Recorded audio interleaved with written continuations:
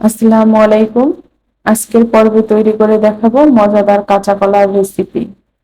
কাঁচা কলার এই রেসিপিটি আপনি যদি হুবহু ফলো করে একবার বাসায় ট্রাই করেন, কথা দিচ্ছি কেউ বুঝতেই পারবে না এটা আপনি কলা রান্না করেছেন। সবাই ভাববে এটা গরুর মাংস। সেই স্টাইলেই আজকে আমি রান্নাটা করেছি। চলুন মূল ভিডিওতে চলে যাই। এখানে আমি কলা নিয়েছি 3টি।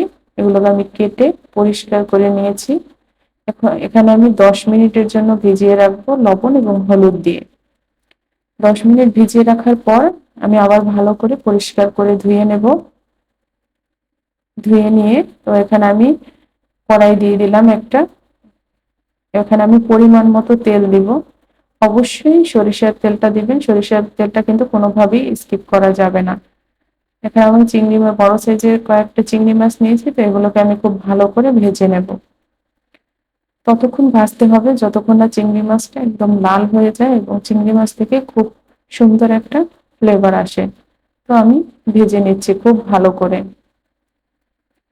দেখুন আমার চিংড়ি মাছটা কিন্তু ভাজা শেষ। তো এক পর্যায়ে আমি ইউজ করলাম 2টা বড় সাইজের পেঁয়াজ কুচি। তারপর এখানে আমি ইউজ করব 1 টেবিল চামচ আদা রসুনের পেস্ট। তারপর দিয়ে দেব হাফ চামচ হলুদ গুঁড়া এবং হাফ চামচ মরিচ গুঁড়া দিয়ে আমি খুব ভালো করে নেড়েচেড়ে এটাকে কষিয়ে নেব।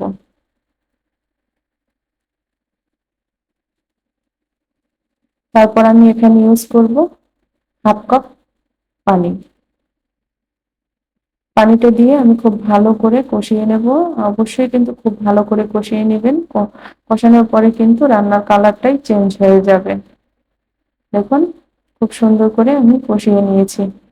এ পর্যায়ে আমি কেটে এবং ধুয়ে রাখা যে কলা, সেই কলাটাই এখানে ইউজ করব। আমি এখন কলাটা দিয়ে দিলাম।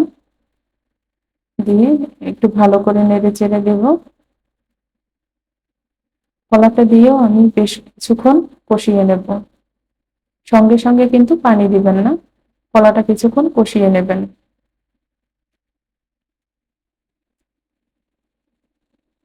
এ পর্যায়ে আমার কষানো শেষ। এবার আমি 3 কাপের মতো পানি ইউজ করব এখানে।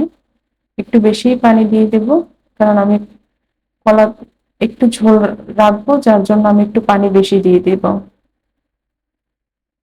দেখুন এ পর্যায়ে আমি 1 টুকরো দারচিনি এবং একটা এলাচ ইউজ করব। ইউজ করে এবার আমি ঢেকে রান্না করব 20 মিনিট। দেখুন আমার রান্নাটা কিন্তু প্রায় শেষের দিকে। এখন আমি ঢাকা তুলে দেখব। দেখুন রান্নাটা কিন্তু একদম কমপ্লিট হয়ে গেছে। তো এখানে আমি এখন নামানোর আগে ইউজ করব জিরা এবং ধনিয়া আমি গুঁড়া করে রেখেছিলাম। তো সেখান থেকেই আমি 1 টেবিল চামচ ধনিয়া এবং 1 টেবিল চামচ জিরা, দুটো আমি এখানে ইউজ করব। খুব সুন্দর একটা ফ্লেভার আসবে, সাথে স্বাদটাও কিন্তু দ্বিগুণ বাড়বে। তো আমি দিয়ে দিলাম। এখন আমি একটু নাড়াচাড়া করে নামিয়ে নিলেই কিন্তু হয়ে গেল কাঁচা কলার মজাদার সেই রান্নাটি। এখন আপনারা গরম গরম ভাতের সাথে পরিবেশন করতে পারবেন। দেখুন কতটা সুন্দর হয়েছে রান্নাটা। যেমন দেখতে সুন্দর, খেতে কিন্তু ভীষণ মজা হয়েছে। অবশ্যই আপনারা বাসায় একবার ট্রাই করবেন। যদি আমার ভিডিওটি ভালো লাগে তাহলে আমার চ্যানেলটি সাবস্ক্রাইব করবেন এবং সাথে একটা লাইক দিতে কিন্তু ভুলবেন না। সবার সুস্বাস্থ্য কামনা করছি। আজকের ভিডিও এখানেই শেষ। আল্লাহ হাফেজ।